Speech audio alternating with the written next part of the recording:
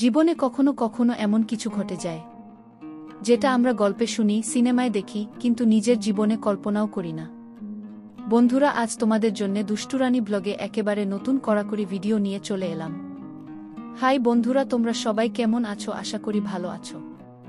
বন্ধুরা, এই গল্পে ডুব দেওয়ার আগেই বলে রাখি, লাইক শেয়ার করতে ভুলবেন না এবং আমাদের ইউটিউব চ্যানেলে প্রতিদিন দুপুর 2টোয় ভিডিও দেখতে হলে চ্যানেলটি এখনই সাবস্ক্রাইব করে বন্ধু হয়ে পাশে থেকো।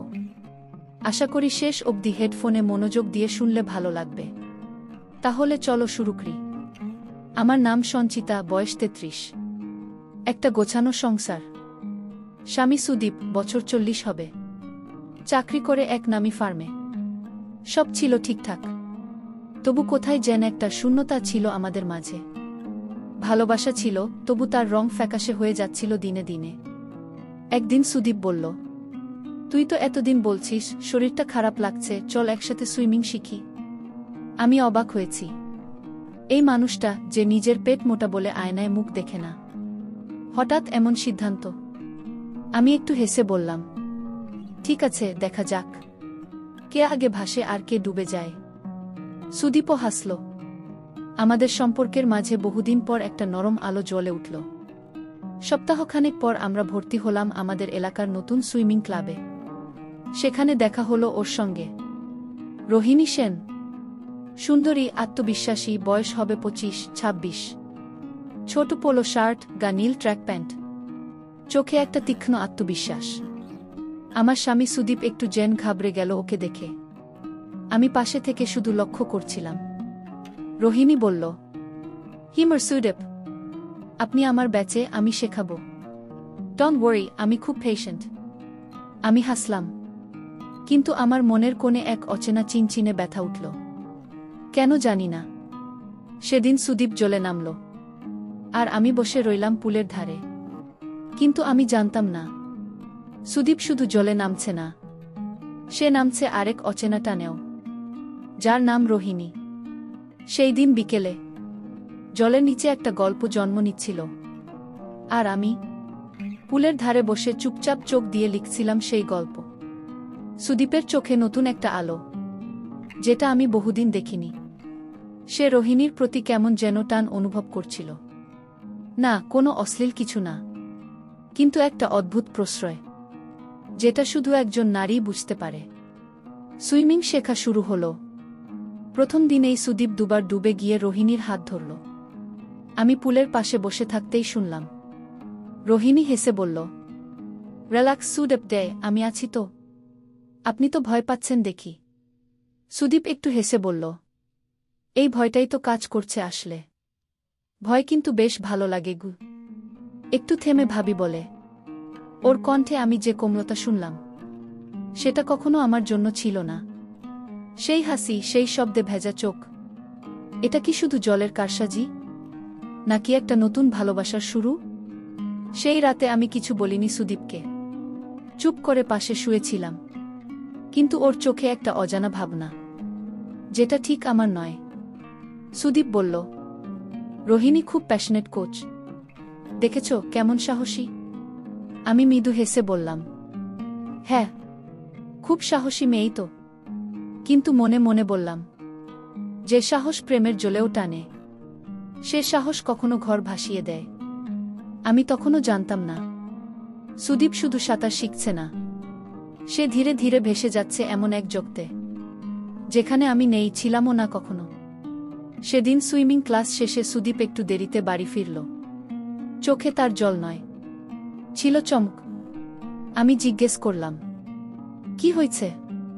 কিরকম দেখাচ্ছে তোমাকে আজ? সে একটু হেসে বলল, আজ ক্লাস শেষে রোহিণী আমায় কিছুক্ষণ একা ডেকে রাখল। আমি বললাম, ডেকে রাখল মানে? সে বলল, ওর একটা পার্সোনাল কোচিং প্রজেক্ট আছে, আমায় নাকি ভালো সাবজেক্ট মনে হচ্ছে ওর। একটু থেমে ভাবি বলে, ভালো সাবজেক্ট? তবে কি? আমার স্বামী এখন রোহিণীর প্র্যাকটিস মডেল। রাতে খাওয়া শেষ হতেই সুদীপ ফোন নিয়ে ব্যস্ত। হঠাৎ একটা মেসেজের শব্দ। আমি দেখলাম, কাল সন্ধ্যায় 7টায় পুলে একা আসবেন। Special session only for you, রোহিণীর নামের পাশে একটা লাল হার্ট। আমার বুকের ভিতর যেন কিছু একটা চুপচাপ ভেঙে গেল। তবু আমি কিছু বললাম না। শুধু পুলের পাশের সেই সবুজ চেয়ারটার কথা মনে পড়ল। সেইখানে বসেছিলাম, আর ওরা দুজন ভিজছিল, অথচ আমি শুকনো হয়েও কেমন ভিজে যাচ্ছিলাম। পরদিন সন্ধ্যা। সুদীপ গায়ে একটা নতুন পারফিউম মাখল। আমি জিজ্ঞেস করলাম, কোথায় যাচ্ছ? সে হেসে বলল, এক্সট্রা প্রোডাক্টিভ সেশন, রোহিণীর সাথে গু। আমি বললাম, ভালো করে শিখে নিও, ডুবে গেলে তো রোহিণী আছে টানার জন্য গু। সে থমকে গেল এক মুহূর্ত, তারপর হাসল। আমি বুঝলাম, আমার কথার মধ্যে একটা জ্বালা লুকানো ছিল। ও সেটা টের পেল, কিন্তু বলল না কিছুই। সেই সন্ধ্যায় আমি একা ছিলাম ঘরে, হাতের গ্লাসে জল, কিন্তু বুকের ভেতর আগুন। আমার ভালোবাসা ছিল নির্ভরতার মতো, আর রোহিণীর ভালোবাসা যেন ঝড়ের মতো, যেটা একবার এলে ভাসিয়ে নিয়ে যায় সব। সেদিন সন্ধ্যা 7টা। সুদীপ বলল, আমি একটু বেরোচ্ছি গু। আমি শুধু মাথা নেড়েছিলাম, কিন্তু বেরোনোর 5 মিনিট পরেই আমি গেট বন্ধ না করে ওর পেছনে হেঁটে হেঁটে বেরিয়ে পড়লাম। মনের মধ্যে তখন একটাই প্রশ্ন ছিল, রোহিণী ওর কি করছে যে ওর চোখে এত আগুন আর ঠোঁটে এত হাসি? আমি পৌঁছালাম ক্লাবে একটু আড়ালে। পুলের পাশের বাসচারের মধ্যে লুকিয়ে দেখলাম রোহিণী একটা নীল রঙের ওয়াটারফিট ড্রেসে দাঁড়িয়ে, চুল খোলা, মুখে ঠোঁটজোড়া লিপস্টিক। সুদীপ আসতেই সে বলল, আজকের লেসন শুরু করার আগে একটা প্রশ্ন। তুমি যদি পুলে ডুবে যাও আর আমি না থাকি, কে বাঁচাবে তোমায়? সুদীপ একটু হেসে বলল, তুমি না থাকলে আমি ইচ্ছে করেই ডুবে যেতাম গে। এই কথাটা আমার বুক ছিঁড়ে গেল। তারপর রোহিণী ধীরে ধীরে ওর হাত ধরে টেনে নিল পুলে। দুজন জলে নামল, কিন্তু সাঁতার নয়। ওরা একে অপরের চোখে তাকিয়েছিল।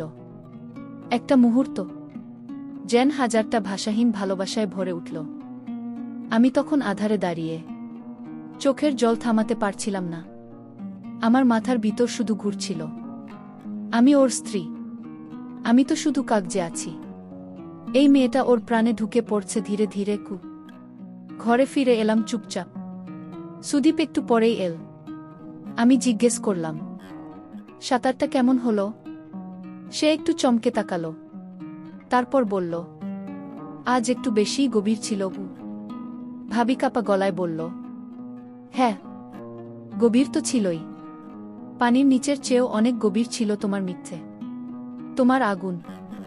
সকালের আলোটাও সেদিন কেমন যেন অন্যরকম লাগছিল। রাতের ঘুমটা ভালো হয়নি, কারণ চোখ বন্ধ করলেই ভেসে উঠছিল ওদের জলের মধ্যে একে অপরের মুখ। শুধু একটাই ভাবনা মাথায় ঘুরছিল, আর নয়, এবার আমিই নামব পুলে, নিজের আগুন নিজেই নেভাবো ঘু। আমি সোজা চলে গেলাম ক্লাবে। গেটে দাঁড়িয়ে বললাম, আমি সাঁতার শিখতে চাই। রিসেপশনিস্ট একটু তাকিয়ে বলল, আপনার নাম? আমি গলা শক্ত করে বললাম, সঞ্চিতা সেন, ওর স্ত্রী। ভাবি একটু হেসে বলেন, ও মানে? সুদীপ সেন। ঘণ্টাখানেক পর পুলের ধারে যখন আমি ওয়াটারপ্রুফ সাদানীল সালোয়ারে দাঁড়ালাম, তখন রোহিণী আর সুদীপ দুজনেই চমকে তাকাল। রোহিণীর ঠোঁটে হাসি ছিল, কিন্তু চোখে একটা অস্থিরতা, যেমন হয় যখন নিজের খেলা অন্য কেউ এসে খেলতে শুরু করে। সুদীপ এগিয়ে এলো, তুমি তুমি এখানে? আমি তাকিয়ে বললাম, তুমি তো বলেছিলে সাঁতার জীবন বাঁচায়, তাই ভাবলাম এবার আমিও একটু শিখে নিই, কারণ এখন আমার জীবনটাই ডুবে যাচ্ছে। না, ও কিছু বলল না, চুপচাপ দাঁড়িয়ে রইল। রোহিণী কাছে এসে একটু হেসে বলল, ভাবি আপনিও নামবেন আজ? আমি বললাম, হ্যাঁ নামব, তবে শুধু পানিতে না, যেদিকে আগুন জ্বলছে সেদিকেও। সাঁতার শিখতে নামলাম। প্রথমবার পা ডুবালাম জলে। ঠান্ডা জল আমার শরীর ছুঁয়ে গেল, কিন্তু মনে হচ্ছিল ভেতরটা ফুটছে আগুনে। সুদীপ দাঁড়িয়ে দেখছিল আমাকে।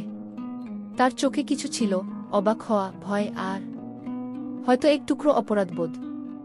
সাঁতার শেখার প্রথম ধাপে আমি শুধু শিখছিলাম কিভাবে চোখ তুলে যুদ্ধ করতে হয়। জল তো সবার জন্য সমান, কিন্তু ভালোবাসার জল যদি অন্য কেউ কাঁধে চড়ে পার হয়, তাহলে তো ডুবে যাওয়ার ভয় সবারই থাকে। ভাবির গলা কোমল কিন্তু তীক্ষ্ণ, যেন পানির নিচে লুকানো ঝড়। পুলের জলে দাঁড়িয়ে আমি বুঝে গেলাম, এই জল শুধু ঠান্ডা নয়, এখানে প্রতিটি ঢেউ, প্রতিটি ছিটে যেন কারো প্রতি চ্যালেঞ্জ হয়ে দাঁড়ায়। রোহিণী তখন নিজের জায়গা থেকে এসে পাশে দাঁড়াল। ওর চোখে সেই চেনা তাচ্ছিলের হাসি, যেন বলছিল, এই জায়গা আমার, আপনি বাইরের গু। আমি তাকিয়ে শুধু বললাম, যে ভালোবাসে সে চোখ লুকায় না, আর যার দখল নেই সে হেসে উড়িয়ে দেয় গুই। সুদীপ একটু দূরে দাঁড়িয়েছিল, তার চোখে অস্বস্তি, হাত দুটো কোমরে রাখা। আমি এবার ওর দিকে তাকিয়ে বললাম, আমি তো কখনো তোকে থামাইনি। তুই পুলে নামলি, সাঁতার শিখলি, আর প্রেম করলি। তবে এখন আমি এসেছি, দেখব তো কার ভালোবাসা স্রোতের বিপরীতে টিকে থাকে গি। রোহিণী ঠোঁট কামড়ে বলল, ভাবি, আপনি তো অনেক সাহসী হয়ে গেছেন। আমি মুচকি হেসে বললাম, ভালোবাসা যদি আগুন হয়, তাহলে সাহস ছাড়া জ্বলা যায় না। তারপর আমি চোখে চশমা পরে পানিতে ডুব দিলাম। শুধু সাঁতার নয়, আমি যেন নিজেকে নতুন করে জাগিয়ে তুলছিলাম। আর উপরে উঠে দেখলাম, সুদীপ আমার দিকে তাকিয়ে আছেন, ঠিক সেই চোখে, যেমন করে প্রথম প্রেমের দিনে তাকিয়েছিল। আমি বুঝলাম, প্রেম আর আগুন দুটোই একসাথে টিকতে পারে না। তাই আমি জ্বলব না, আমি সাঁতার কেটে পার হব, ভালোবেসে, সম্মানের সঙ্গে। সেদিন পুলের পাশে একা বসেছিলাম। আমার শরীর ভিজে ছিল, কিন্তু মনটা যেন রুক্ষ আর খালি। রোহিণীর কথাগুলো এখনো কানে বাজছিল। ভাবি, আপনি তো শুধু জলেই নামতে জানেন, ভাসতে জানেন না গি। আমি কিছু বলিনি, শুধু নিজের কাঁধে তোয়ালে জড়িয়ে চোখের জল লুকানোর চেষ্টা করছিলাম। কিছুক্ষণ নীরবতা, তারপর আচমকা দেখি একটা নরম স্পর্শ পিঠে এসে থামল, খুব হালকা কিন্তু কাঁপন ধরানো। আমি চমকে উঠে পিছনে তাকালাম। সামনে দাঁড়িয়ে সুদীপ না, আরও একজন ছেলেকে দেখলাম, পুলের নতুন কোচ, নাম রুদ্র। রুদ্র শান্ত গলায় বলল, সবাই সাঁতার শিখতে আসে, কিন্তু কেউ কেউ ভেসে উঠতে আসে। আপনার চোখে আমি সেটা দেখেছি। আমি অবাক হয়ে বললাম, আপনি আমায় দেখে বুঝলেন? সে হেসে বলল, আপনি কথা কম বলেন, তাই আপনার চোখে লেখা পড়ে নিতে হয় কি। আমি থমকে গেলাম। এই প্রথম কেউ আমার ভেতরের কষ্ট, অপমান, ভালোবাসা একবারে বুঝে গেল। আমি বললাম, আমি তো শুধু সাঁতার শিখতে চেয়েছিলাম, কেউ পাশে থাকবে তা তো ভাবিনি গি। রুদ্র মাথা নেড়ে বলল, যদি আপনি চান আমি ছায়া হয়ে পাশে দাঁড়াতে পারি। সেদিন বুঝলাম, জীবনে কেউ একজন দরকার, যে প্রেম না করুক, কিন্তু চোখে চোখ রেখে বলবে, তুমি একা নও। সেদিন সকালেই সুদীপ আমাকে বলল, ভাবি, আপনি আজ আর ক্লাসে যাবেন না, আজকের জন্য বিশ্রাম নিন গু। আমি চমকে বললাম, কেন? আমি তো ঠিক আছি। সে ঠান্ডা গলায় বলল, আপনাকে নিয়ে অনেক গুজব উঠছে ভাবি, নতুন কোচকে নিয়ে ঘি। আমার মুখ শুকিয়ে গেল। রোহিণী, ওই মেয়েটাই তো পেছনে লাগিয়েছে এসব। তার চোখে আমি যেন অপরাধী, কিন্তু আমি তো কিছু করিনি। আমি তো শুধু একটু ভালোবাসা খুঁজছিলাম। আমি বললাম, সুদীপ, তুমি কি বিশ্বাস করো এইসব? সে বলল, আমি কিছুই বলিনি, শুধু বললাম তুমি আজ যেও না গিয়ে। আমি কেঁদে ফেললাম, চোখের জল আটকাতে পারিনি। আর তখনই রুদ্র এসে দাঁড়ালো আমার পাশে, চোখে সাহস, মুখে বিশ্বাস। সে বলল, চলেন, আজ আমি নিজে শেখাবো আপনাকে। কেউ কিছু বললে আমায় বলবে গু। আমি কিছু বলিনি, শুধু চোখের কোণে জমে থাকা জল মুছলাম। সাঁতারের শেষে পুলের পাশে বসে রুদ্র একদম নিচু গলায় বলল, জানেন ভাবি, আমি আপনাকে বহুদিন ধরে দেখেছি। আপনার চোখে একটা গল্প আছে যেটা আপনি কাউকে বলেন না। আমারও তেমনি একটা গল্প আছে গি। আমি তাকিয়ে থাকলাম তার চোখে। সে বলল, আমি একসময় এক মহিলাকে ভালোবেসেছিলাম। সে সাঁতার জানত না, আমি ওকে শিখাতে গিয়ে ওকে হারিয়ে ফেলেছিলাম। আজ আবার যদি কারো চোখে সেই ভয় দেখি, আমি চুপ থাকতে পারি না ঘি। আমি জানি না রুদ্র আমাকে ভালোবাসে কিনা, কিন্তু সে আমার কষ্ট বোঝে। এবং অনেক সময় ভালোবাসা না থাকলেও বোঝাপড়া অনেক বড় জিনিস। সেই রাতে ঘুম আসছিল না। বিছানায় শুয়ে শুয়ে শুধু রুদ্রর কথাগুলো মনে পড়ছিল। আপনার চোখে একটা গল্প আছে যেটা আপনি কাউকে বলেন না গিয়ে। ওর কথার ভেতরে কি আমি নিজেকে খুঁজে পাচ্ছি? আমি কি সত্যিই রুদ্রকে চাইতে শুরু করেছি? পরদিন সকালেই সুদীপ আর রোহিণী একসঙ্গে পুলের গেটের সামনে। রোহিণীর মুখে কুটিল হাসি। সে বলল, ভাবি, আপনি আজ আর কোচিং করবেন না? ম্যানেজমেন্ট নিষেধ করেছে গু। আমি অবাক হয়ে বললাম, কেন? রোহিণী চোখে চোখ রেখে বলল, আপনার ক্লাসে অন্যরকম গন্ধ পায় সবাই। কোচ তো বিশেষ একজন, তাই না? সুদীপ কিছু বলল না, তবে ওর মুখটা যেন পাথর হয়ে গেছিল। আমি মাথা নিচু করে পুলে ঢুকছিলাম। ঠিক তখনই রুদ্র পেছন থেকে এসে বলল, চলেন আজ অন্যদিকে যাই, একদম গভীর পুলে। আপনার ভয়টা আমি আজ শেষ করব। আর কিছু হলে আমি তো আছি। আমি আর কিছু না ভেবে ওর হাত ধরেই পেছনের পুলে চলে গেলাম। জলটায় নামতেই বুকটা কেঁপে উঠল, কিন্তু রুদ্র খুব কাছেই ছিল। ধীরে ধীরে ও আমার হাত ধরে বলল, চোখ বন্ধ করুন, শুধু শুনুন আমার গলা। আমি চোখ বন্ধ করলাম, শুধু শুনলাম ওর গলার আত্মবিশ্বাস আর নিঃশ্বাসের গতি। আমার শরীরটা ভেসে উঠল জলে, আর মনে হলো আমি ওর বুকেই ভাসছি। রুদ্র আস্তে আস্তে বলল, আপনি জানেন ভাবি, ভয় মানুষকে ভালোবাসার কাছে নিয়ে যায়। যার সামনে আমরা ভয় দেখাতে পারি তাকে বিশ্বাস করতেই হয় কি? আমি চোখ খুলে ওর দিকে তাকালাম। মনে হলো আমি এখন নিজেই কিছু বলবো, কিন্তু ওর চোখে তখন এমন এক গভীরতা যেটা আমাকে চুপ করে দিল। সাঁতার শিখতে গিয়ে আমি বুঝতে পারলাম, ভাসতে শেখা মানেই কারো উপর ভরসা করা। আর সেই ভরসার নাম আজ আমার কাছে রুদ্র। সাঁতার শেখার শেষ দিনটা ছিল একটু অন্যরকম। আকাশে হালকা মেঘ, হাওয়ায় অদ্ভুত এক কাঁপুনি। মনের ভেতরেও ঠিক এমনই কিছু। আমি পুলের ধারে দাঁড়িয়ে রুদ্রর অপেক্ষায় ছিলাম, কিন্তু ও এল না। হঠাৎ পেছন থেকে রোহিণীর গলা, ভাবি, রুদ্র তো আজ আর আসবে না। ওকে তো কালই বদলি করে দিয়েছে ম্যানেজমেন্ট। আমি থমকে গেলাম। মানে? রোহিণী এক চিলতে হাসি দিয়ে বলল, কারণ আপনি একটু বেশিই ঘনিষ্ঠ হয়ে গেছিলেন, তাই না? ওর চোখের কটাক্ষে কিছু ভেঙে গেল আমার ভিতরে। আমি ছুটে গেছিলাম ম্যানেজমেন্ট অফিসে, কিন্তু রুদ্র নেই। সেই সন্ধ্যায় আমি একা পুলে বসে কাঁদছিলাম। হঠাৎ কারো হাত পড়ল আমার কাঁধে। পেছনে ফিরেই দেখি রুদ্র। ও বলল, আমি যাচ্ছি ভাবি, কিন্তু যাওয়ার আগে একটা সত্যি বলে যাই। আমি কখনোই আপনাকে শুধু একজন লার্নার বলে দেখিনি। আপনি আমার কাছে একটা সাহসের নাম।